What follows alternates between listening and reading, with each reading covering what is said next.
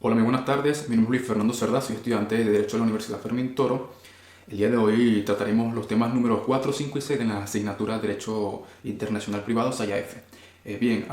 Tocaremos los temas de Derecho Internacional en cuanto a lo que es la aplicación, la forma de aplicación de este derecho como derecho y en el extranjero como hecho.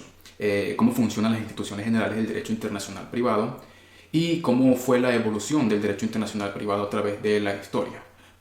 Pues primero que todo, la aplicación del derecho en el extranjero, este se aplicará de acuerdo con los principios que se rijan en el país respectivo y de manera que se realicen los objetivos perseguidos por las normas venezolanas en el conflicto. El derecho extranjero es derecho auténtico y como tal no puede ser asimilado a una cuestión de hecho. La circunstancia de su extranjería no le quita su esencia normativa ni su existencia formal.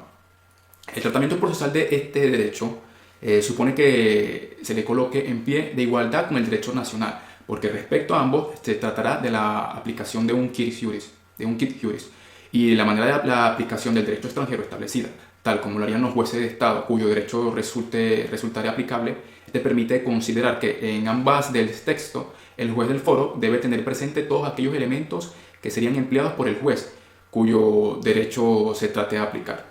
La interpretación de la norma jurídica extranjera, por tanto, esta debe realizarse en el contexto del sistema jurídico al cual pertenece. La naturaleza de esta aplicación es que se ordena al juez aplicar el derecho extranjero de oficio y este se consagra con la procedencia de todos los recursos establecidos en la ley y cualquiera de que fuera el ordenamiento jurídico aplicable. Los sistemas jurídicos del derecho extranjero contribuyen a la unificación de la normativa hemisférica de esta disciplina jurídica.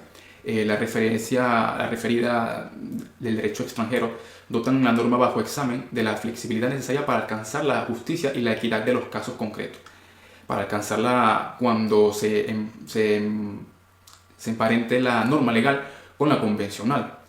Los valores de justicia y equidad comprometidos en el tratamiento y la aplicación del derecho extranjero. Aparecen como postulados comunes en ambos instrumentos normativos y ellos deben sujetarse la misión del juez. Frente a un problema de derecho internacional privado, debe aplicarse el derecho extranjero. Entonces, el derecho extranjero como derecho y como hecho se ha discutido mucho en si el derecho extranjero es de derecho como el nacional o un hecho de ser probado por las partes.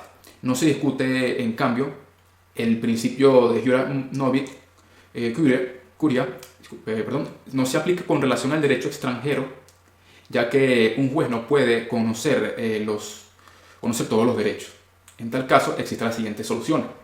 Para la aplicación del mismo derecho extranjero debe ser probado por quien lo invoque. El derecho extranjero debe ser aplicado por el juez de oficio. El contenido del derecho extranjero no puede ser probado. Entonces, tenemos la evolución histórica de este mismo derecho y pues tenemos entonces las escuelas, las cuales son las escuelas de los glosadores, los estatuarios y los glosadores. Pues primero que todo, los estudios realizados de cada uno de ellos, los aportes y los problemas que dejaron cada uno de ellos. Entonces tenemos que los glosadores, el glosar el corpus ius civilis para un sentido a los textos, agregándole notas marginales y adecuando los principios del derecho romano. Los aportes para los problemas de los glosadores, pues mediante las invasiones, los bárbaros, quienes constituyen leyes que representan la personalidad del derecho, de igual manera tratan los límites espaciales del derecho, añadiendo el principio de extraterritorialidad. Por otra parte, los estatuarios desarrollan una teoría sobre el problema de la personalidad, de la territorialidad de las leyes. Pues los aportes que dejan los estatuarios es que en esta época existían dos estatutos, como lo eran el que establece el señor feudal y el que reclama al individuo según las costumbres. La idea era que el individuo, según las costumbres, busque la solución a través de esta concepción de teoría, que era la personalidad y la territorialidad.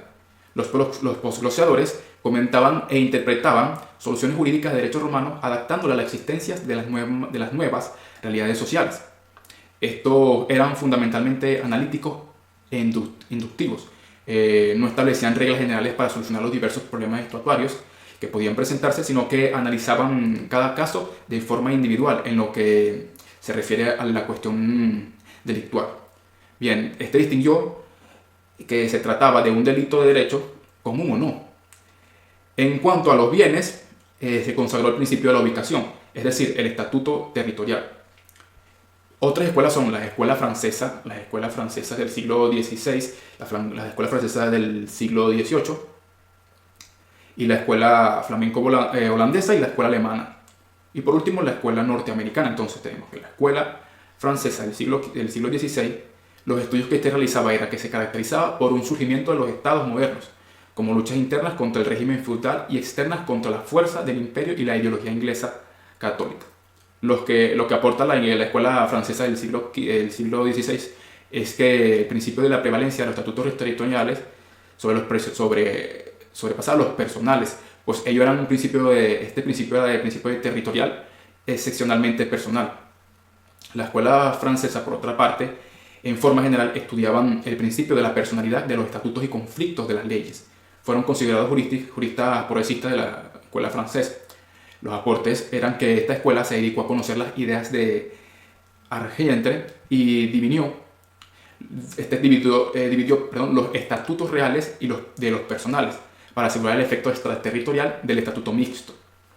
La escuela flamenco-holandesa aplicaba la extraterritorialidad de la ley como a Estado y capacidad como una necesidad de hecho y como cortesía o convivencia internacional. Este llevaba a cambio el chauvinismo jurídico a una máxima expresión.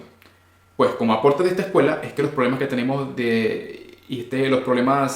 tenemos que defiende y hace descansar la aplicación del estatuto personal en consideraciones extrajurídicas. La escuela alemana aplicaba el derecho extranjero como que surge por la división de Europa en el aspecto religioso, por la Revolución Francesa, y se agrieta el mundo económico y político. El aporte de esta escuela es que la aplicación del derecho extranjero no es una norma de cortesía, sino una norma de obligación. El orden público se bautiza como el surgimiento de las leyes positivas rigurosamente obligatorias. Por último, la escuela norteamericana estudiaba las opiniones doctrinales de las escuelas antecesoras, pues esta sostiene que todas las leyes son territoriales, sin que se pueda tener aplicación más allá de las fronteras en donde se han sido dictadas. Las mismas están caracterizadas por el territorialismo de las leyes y por la aplicación de las disposiciones extranjeras en razón de la cortesía internacional. Otras instituciones de derecho internacional privado, entonces tenemos las instituciones de derecho de orden público, son las que lo primero que hay que aclarar en esta es que en el nombre correcto de esta institución es de orden público en el derecho internacional privado, que entra la misma. Pues la expresión de orden público internacional sugiere la existencia que hay de principios universalmente aceptados, lo cual es incorrecto porque los principios básicos que se deben ser definidos por esta institución pertenecen a una legislación estatal y ellos, según se demuestra, el derecho comparado puede ser y efectivamente son distintos en los diversos estados. La institución desconocida cuando el derecho extranjero declarado aplicable en el caso que establezca las instituciones o procedimientos esenciales para una adecuada aplicación que no estén contemplados con el ordenamiento jurídico venezolano. Puede negarse de la aplicación de dicho derecho extranjero siempre y cuando el derecho venezolano tenga instituciones o procedimientos análogos. Y el reenvío, doctrinariamente el reenvío ha sido clasificado de primer grado como un ordenamiento jurídico incompetente de competencia a otro ordenamiento jurídico extranjero. Pues este igualmente incompetente lo devuelve por su regla de conexión al que hizo la remisión. Pues por su parte es el segundo grado cuando el ordenamiento jurídico de la competencia en una legislación extranjera y esta de última se declara incompetente. Lo remite a la legislación de un tercer estado. Y esto por último de tercer grado cuando se le da la competencia a una legislación y así sucesivamente. El fraude a la ley. El fraude a la ley es esta institución negativa de derecho internacional privado que permite rechazar los derechos extranjeros cuando se compruebe la intención fraudulenta de la manipulación del factor de conexión, como el objeto es que adhiere a las disposiciones imperativas de un ordenamiento jurídico determinado. Pues el fraude a la ley no fue incluido en el derecho internacional privado en opinión de algunos autores, al haber disposición que regule expresamente esta institución a la Convención Interamericana sobre Normas Generales de Derecho Internacional Privado, omisión a la cual puede entenderse como un rechazo de la misma. Pues bien, esto ha sido toda mi ponencia. Muchísimas gracias.